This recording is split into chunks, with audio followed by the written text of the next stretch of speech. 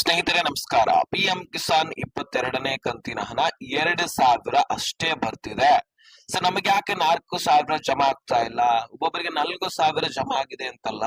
ಹಾಗಾದ್ರೆ ನಮ್ಗೆ ಯಾಕೆ ಬರೀ 2,000 ಮಾತ್ರ ಬಿಡುಗಡೆ ಆಗಿದೆ? ನಮಗೂ ಕೂಡ 4,000ನೇ ಬೇಕು. ಕೇಂದ್ರ ಸರ್ಕಾರ ಮೋಸ ಮಾಡ್ತಿದೆಯಾ? ಈ ರೀತಿ ಪ್ರಶ್ನೆಗಳು ಬರ್ತಿದಾವೆ. ಹಾಗಾಗಿ ನಿಮಗೂ ಕೂಡ 4,000 ಜಮಾ ಆಗಬೇಕಂದ್ರೆ ಈ ವಿಡಿಯೋನ ಸಂಪೂರ್ಣವಾಗಿ ನೋಡ್ಕೊಂಡು ತಿಳ್ಕೊಂಡು ಅರ್ಥ ಮಾಡ್ಕೊಳ್ಳಿ. ಸೊ ಹಾಗಾದ್ರೆ ಬನ್ನಿ ಸ್ನೇಹಿತರೆ, ಈ ಪಿ ಎಂ ಕಿಸಾನ್ ಯೋಜನೆಯ ದುಡ್ಡು 2,000ನೂ ಕೂಡ ನಿಮಗೆ ಬರಲಿಲ್ಲ ಅಂದ್ರೆ ಅದಕ್ಕೆ ನೀವು ಏನ್ ಮಾಡ್ಬೇಕು?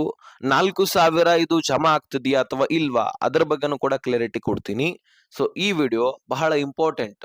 ಎಲ್ಲ ರೈತರು ಕೂಡ ಈ ವಿಡಿಯೋ ನೋಡ್ತಾ ಇದ್ರೆ ಮಿಸ್ ಮಾಡದೆ ಇದೇ ರೀತಿ ಕೊನೆವರೆಗೂ ವಾಚ್ ಮಾಡಿ ಕ್ಲಿಯರ್ ಆಗಿ ಮಾಹಿತಿಯನ್ನ ತಿಳ್ಕೊಳ್ಳಿ. ಕೇವಲ 5 ನಿಮಿಷ ಟೈಮ್ ಕೊಡಿ, ಅಷ್ಟರೊಳಗೆ ನಿಮ್ಗೆಲ್ಲರಿಗೂ ಕೂಡ ತಿಳಿಸ್ಕೊಟ್ಬಿಡ್ತೀನಿ. ಸ್ನೇಹಿತರೆ, ಈಗ ಪಿ ಎಂ ಕಿಸಾನ್ ಯೋಜನೆಯಲ್ಲಿ ನಿಮಗೆ ಮೊಟ್ಟ ಮೊದಲಿಗೆ ನಾನು ಹೇಳ್ಬೇಕಾಗಿರ್ತಕ್ಕಂತಹ ವಿಷಯ ಏನಪ್ಪಾ ಅಂದ್ರೆ ಈ 4,000 ದುಡ್ಡು ಜಮಾ ಆಗುವುದರ ಬಗ್ಗೆ ಹೇಳ್ತೀನಿ. ಸೊ ನಾನು ಈಗಾಗಲೇ ಹಿಂದಿನ ವಿಡಿಯೋಸ್ ಗಳಲ್ಲಿ ಕೂಡ ಒಂದ್ ಸ್ವಲ್ಪ ತಿಳಿಸ್ಕೊಟ್ಟಿದ್ದೆ. 4,000 ಜಮಾ ಆಗ್ತಾ ಇದೆ, ಅದು ನಮ್ಮ ರಾಜ್ಯದಲ್ಲಿ ಅಲ್ಲ. ಎಲ್ಲ ರಾಜ್ಯದ ಜನರು, ಎಲ್ಲ ರಾಜ್ಯದ ರೈತರು ಏನ್ ತಿಳ್ಕೊಂಡ್ ಬಿಟ್ಟಿದ್ದಾರೆ, ಈ ಪಿ ಎಂ ಕಿಸಾನ್ ಯೋಜನೆಯಲ್ಲಿ ಒಟ್ಟಾರೆಯಾಗಿ 10,000 ಕೋಟಿ ರೈತರು ಇದ್ದಾರೆ. ಅಂದ್ರೆ 9 ಕೋಟಿ ಮೇಲ್ಗಡೆ 80 ಲಕ್ಷಕ್ಕಿಂತ ಹೆಚ್ಚಿನ ರೈತರಿದ್ದಾರೆ.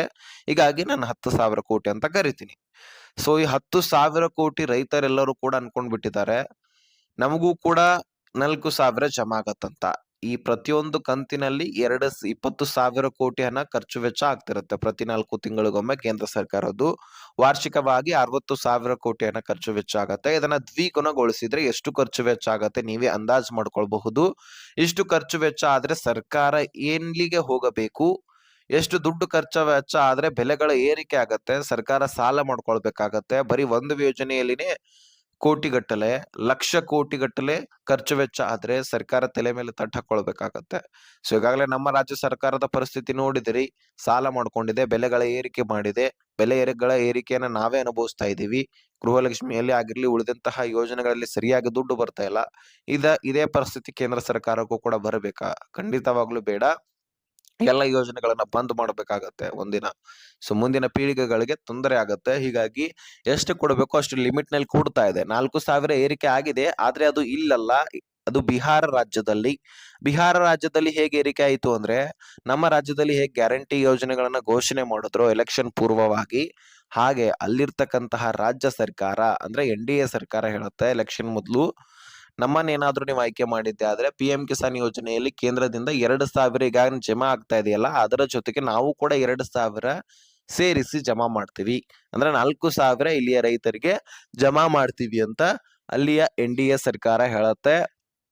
ಒಟ್ಟಾರೆಯಾಗಿ ಅದರ ವಿಶ್ವಾಸಕ್ಕಾಗಿನೋ ಅಥವಾ ಅಭಿವೃದ್ಧಿ ಕಾರ್ಯಗಳನ್ನ ಮಾಡ್ತಾರೋ ಅಂತ NDA ಸರ್ಕಾರವನ್ನ ಅಲ್ಲಿಯ ಪ್ರಜೆಗಳು ಆಯ್ಕೆ ಮಾಡಿದ್ರು. ಹಾಗಾಗಿ ಹೋದ ನವೆಂಬರ್ ತಿಂಗಳಲ್ಲಿ ಅಂದ್ರೆ 2025 ನವೆಂಬರ್ 19ನೇ ತಾರೀಕು 21ನೇ ಕಂತಿನಲ್ಲಿ ಕೂಡ 4,000 ಜಮಾ ಆಗಿತ್ತು. ಹಾಗೆ ಈಗಲೂ ಕೂಡ 4,000 ಅಲ್ಲಿಯ ರೈತರಿಗೆ ಜಮಾ ಆಗತ್ತೆ.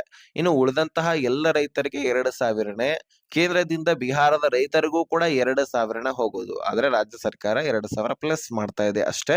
ಇನ್ನು ನಮ್ಮ ರಾಜ್ಯ ಸರ್ಕಾರವು ಕೂಡ ಕೇಂದ್ರದ ಜೊತೆಗೆ ಕೈ ಜೋಡಿಸಿ 2,000 ಹೆಚ್ಚು ಮಾಡಬಹುದು. ಆದ್ರೆ ಇಲ್ಲಾಗ್ಲೇ ಗ್ಯಾರಂಟಿ ಯೋಜನೆಗಳಿದಾವೆ. ಹೀಗಾಗಿ ಇನ್ನಷ್ಟು ದುಡ್ಡು ಕೊಟ್ರೆ ಮತ್ತೆ ತಲೆ ಮೇಲೆ ತಟ್ಟು ಸಾಲ ಆಗಿರುವಂತಹ ಕಾರಣಕ್ಕಾಗಿ ಬೆಲೆಗಳ ಏರಿಕೆ ಎಲ್ಲವೂ ಕೂಡ ಕೊನೆಯದಾಗಿ ನಮ್ಮ ಹತ್ರನೇ ಬರುತ್ತೆ. ಬೆಲೆಗಳ ಏರಿಕೆದಿಂದಾಗಿ ನಾವೇ ತತ್ತರಿಸಿ ಹೋಗ್ತೀವಿ ಪ್ರಜೆಗಳು. ಸೊ ಹೀಗಾಗಿ ಲಿಮಿಟ್ ನಲ್ಲಿ ಕೊಟ್ರೆ ಯಾವುದೇ ರೀತಿ ತೊಂದರೆ ಇರೋದಿಲ್ಲ. ಈಗ 4 ತಿಂಗಳಿಗೊಮ್ಮೆ 2,000, ವಾರ್ಷಿಕವಾಗಿ 6,000. ಸೊ ಇದ್ರ ಬಗ್ಗೆ ನಾನು ಕ್ಲಾರಿಟಿ ಕೊಟ್ಟಿದ್ದೀನಿ ಅಂತ ಅನ್ಕೊಳ್ತೀನಿ. ಇನ್ನು ಸ್ನೇಹಿತರೆ, ಪಿ ಎಂ ಕಿಸಾನ್ ದುಡ್ಡು 2,000ನೂ ಬರ್ತಾ ಇಲ್ಲ ಅಂತ ಅನ್ನೋದಾದ್ರೆ ನೀವು ಒಂದು ಕೆಲಸ ಮಾಡ್ಲೇಬೇಕು. ಅದು ಏನಂತ ಕೇಳೋದಾದ್ರೆ, 2,000 ಜಮಾ ಆಗಬೇಕಂದ್ರೆ ಪಹಣಿಗೆ ಆಧಾರ್ ಕಾರ್ಡ್ ಲಿಂಕ್ ಮಾಡಿಸ್ಕೊಳ್ಬೇಕಂತ ಕೇಂದ್ರ ಸರ್ಕಾರ ಮೊದಲಿನಿಂದಲೂ ಕೂಡ ಹೇಳ್ತಾ ಇದೆ. ಸೊ ನಾನು ಕೂಡ ಪಿ ಎಂ ಕಿಸಾನ್ ಯೋಜನೆಗೆ ಸಂಬಂಧಪಟ್ಟಂತಹ ವಿಡಿಯೋಸ್ ಗಳಲ್ಲಿ ಹೇಳ್ತಾನೆ ಇರ್ತೀನಿ. ನೀವು ಪಹಣಿಗೆ ಆಧಾರ್ ಕಾರ್ಡ್ ಲಿಂಕ್ ಮಾಡಿಸ್ಕೊಳ್ಳಿ. ಪಿ ಎಂ ಕಿಸಾನ್ ಅಷ್ಟೇ ಅಲ್ಲ, ಬರ ಪರಿಹಾರ, ಬೆಳೆ ಹಾನಿ ಪರಿಹಾರ, ಫಸಲ್ ಬಿಮಾ ಯೋಜನೆ, ಎಲ್ಲ ರೀತಿಯ ಯೋಜನೆಗಳನ್ನ ನೀವು ಪಡ್ಕೊಳ್ಬಹುದು. ಕೊನೆಯದಾಗಿ ರೈತರಿಗೆ ಕಡಿಮೆ ಬಡ್ಡಿ ದರದಲ್ಲಿ ಸಾಲ ಕೊಡ್ತಾ ಇದ್ರು ಸಹಿತ ಇದನ್ನೇ ಕೇಳ್ತಾರೆ. ಸೊ ಹೀಗಾಗಿ ಪ್ರತಿಯೊಬ್ರು ಕೂಡ ನೀವು ಪಹಣಿಗೆ ಆಧಾರ್ ಕಾರ್ಡ್ ಲಿಂಕ್ ಮಾಡಿಸ್ಕೊಳ್ಳೇಬೇಕು. ಅದನ್ನ ಮಾಡಿಸಿಕೊಳ್ಳಲು ನಿಮ್ಮ ತಾಲೂಕಿನಲ್ಲಿರ್ತಕ್ಕಂತಹ ಗ್ರಾಮ ಪಂಚಾಯತಿಗೆ ಹೋಗಬೇಕು. ಹಾಗೆ ಬರಿ ಕೈಲಿ ಹೋಗೋದಲ್ಲ. ಒಂದು ಪಹಣಿ, Aadhaar card, passport size photo, mobile ಸಂಖ್ಯೆ ತೆಗೆದುಕೊಂಡು ಹೋದ್ರೆ ಅದನ್ನ ಲಿಂಕ್ ಮಾಡಿಸಿ ಕೊಡ್ತಾರೆ ಅಲ್ಲಿಯ ಗ್ರಾಮ ಲೆಕ್ಕಾಧಿಕಾರಿಗಳು. ಸೊ ಈ ರೀತಿ ನೀವು ಮಾಡೋದ್ರಿಂದ ನಿಮಗೆ ಪಿಎಂ ಕಿಸಾನ್ ಯೋಜನೆ ದುಡ್ಡು ಜಮಾ ಆಗುತ್ತೆ. ಇದು ಬಹಳಷ್ಟು ಜನರದ್ದು ಪಹಣಿಗೆ ಆಧಾರ್ ಕಾರ್ಡ್ ಲಿಂಕ್ ಆಗಿಲ್ಲವಂತೆ, ಹಾಗಾಗಿ ಅವರನ್ನ ತೆಗೆದುಹಾಕಿದ್ದಾರೆ. ಫೇಕ್ ಡಾಕ್ಯುಮೆಂಟ್ಸ್ ಇಂದ ಯಾರು ಅಪ್ಲೈ ಮಾಡಿದಿರಿ ಅವ್ರನ್ನು ಕೂಡ ಅಪ್ರೂವಲೇ ಕೊಟ್ಟಿಲ್ಲ. ಸೊ ಹೀಗಾಗಿ ಇದ್ರ ಬಗ್ಗೆ ಇನ್ಫಾರ್ಮೇಶನ್ ಇತ್ತು, ತಿಳಿಸಿದೀನಿ. ಕ್ಲಿಯರಿಟಿ ಕೂಡ ಸಿಕ್ಕಿದೆ ಅಂತ ಅನ್ಕೊಳ್ತೀನಿ. ಯಾವುದೇ ಯೋಜನೆ ಬಗ್ಗೆ ಅಥವಾ ಈ ಯೋಜನೆ ಬಗ್ಗೆ ಕ್ವಶನ್ಸ್ ಗಳು ಇದ್ರೆ ಡಿಸ್ಕ್ರಿಪ್ಷನ್ ಅಲ್ಲಿ ಇನ್ಸ್ಟಾಗ್ರಾಮ್ ಲಿಂಕ್ ಇರುತ್ತೆ, ಅಲ್ಲಿಂದ ಮೆಸೇಜ್ ಮಾಡಿ ನಾನು ಖಂಡಿತವಾಗ್ಲೂ ರಿಪ್ಲೈ ಕೊಡ್ತೀನಿ.